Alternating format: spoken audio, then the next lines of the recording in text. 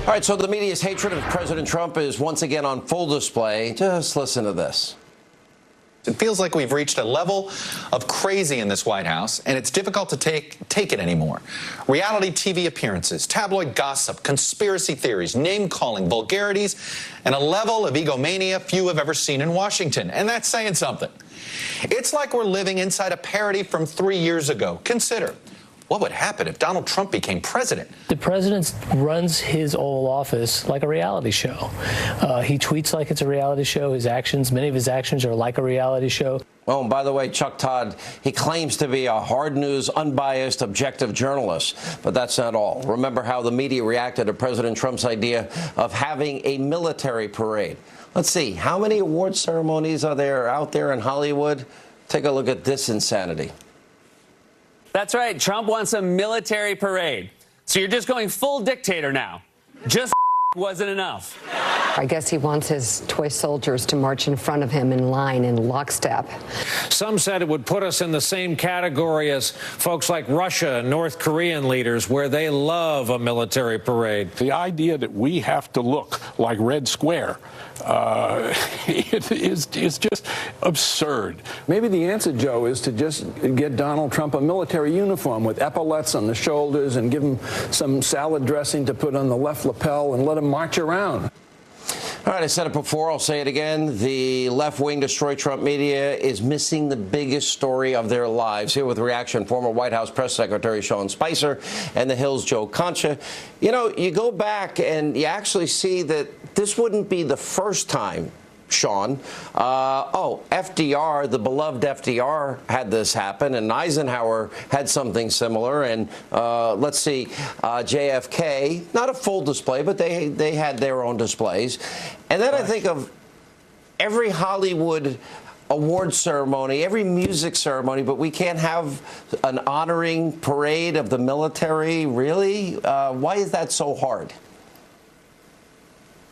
Well, I thought a couple things were interesting. One is everyone jumped to the immediate conclusion of associating with a dictator, as opposed to somebody who actually loves and respects the military and wants to honor them for their service. It's amazing. I thought of the people that you played that clip with, and maybe I'm wrong, so I apologize if I am, but I don't think a single one of them has ever served.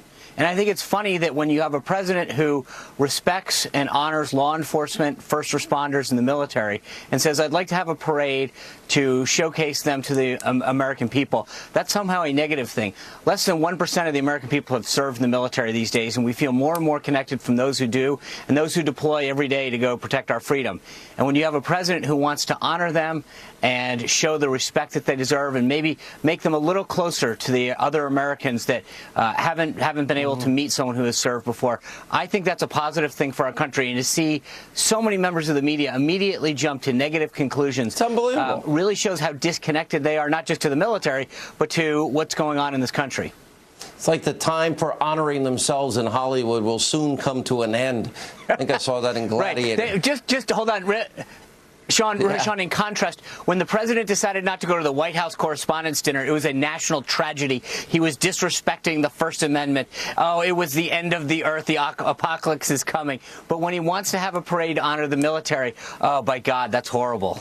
You know, you think about it, I added up, it was something like 25-30 between the music industry and the Academy Awards, the Global Awards, this awards, Joe Concha. I think it's actually a great idea, and I think the country, we owe them a debt of gratitude, and any way to honor them, I think, is well worth it. I think because President Trump's name is involved in this proposal, Sean, that is causing the reaction. And you could play a game of PU, it's called Parallel Universe, where you take the name Trump out and you put in a name like Chuck Schumer. And what if Chuck Schumer had actually proposed a military... Oh, that's right, he did in 2014. And there wasn't a sniff of outrage around that. But to one point, though, you could honor the military with the parade. No problem. The costs are down. Logistically, you could pull it off. No problem. But I think also the president really could back up those words and back up a parade by actually going to Afghanistan and visiting the troops. He hasn't done that yet. And I think that will go a long way in showing that he's just not doing this for show, as his critics are charging. Well, I think that'll all happen, but even if he does that, I'm sure he'll be criticized. How did they miss the biggest story of their lifetime, Joe Concha? The rest of the media? How did they get it so wrong on Trump-Russia collusion? Well, have they got it wrong? I mean, I believe the investigation is still going. We shouldn't get ahead of ourselves on it. There hasn't been any evidence let me presented. Put it this way. No. Is there any evidence in over a year that you've seen? No, there hasn't been any evidence presented. And remember, everything gets leaked these days. So if they did have something, it probably would end up in the hands of the Washington Post and the New York Times. So no, not yet. But let Mueller finish his investigation before we start saying that there isn't any I don't think Mueller evidence should here have been there whatsoever. in but the now it first doesn't place. look like it. I mean, based on True. what we've learned just in the last week with the Nunes memo and the unredacted Grassley-Graham memo, Sean Spicer, seems to me that this whole thing was a witch hunt from the get-go. Well, we'll see. I want the investigation to play out only because I do believe that the president's been very clear from the beginning and everyone involved in the campaign that there was no collusion. So at some point you run out the clock and you say, as you've noted, that if you haven't found anything by now, let's give it a break. I think that the stuff that they found people for in terms of lying to them and FARA are obviously violations of the law, and those people should be prosecuted. But the underlying premise of this whole thing, that there was collusion from Russia, as you pointed out and Joe corroborated, there's been nothing so far. I think we let this play out. But I think that it's going to be interesting to see where the press goes from there. Because they were wrong about the election. They were so ready to coronate Hillary Clinton. They were all crying election night. And now that they've wrapped themselves around this axle, we'll see where they go from there. Will they admit that they were wrong? Will they vindicate Trump? Or will they move on to the next one? Because I have a feeling that that's what's going to happen. How did they miss the stories we've been talking about, Joe Concha? How did they miss the bulk of the FISA warrant was predicated on Hillary bought and paid for lies? How do you miss that? Well, sometimes there's bias, Sean, where it's out in the open and it's very clear that a reporter or an anchor is rooting for a certain outcome.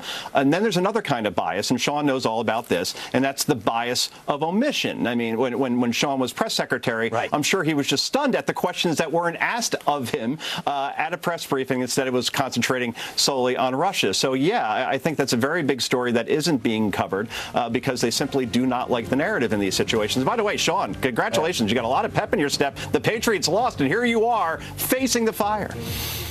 Okay, thank you all. When we come back, our Friday video of the day and the Hannity hotline. I can't wait for the lovely comments you have for me tonight.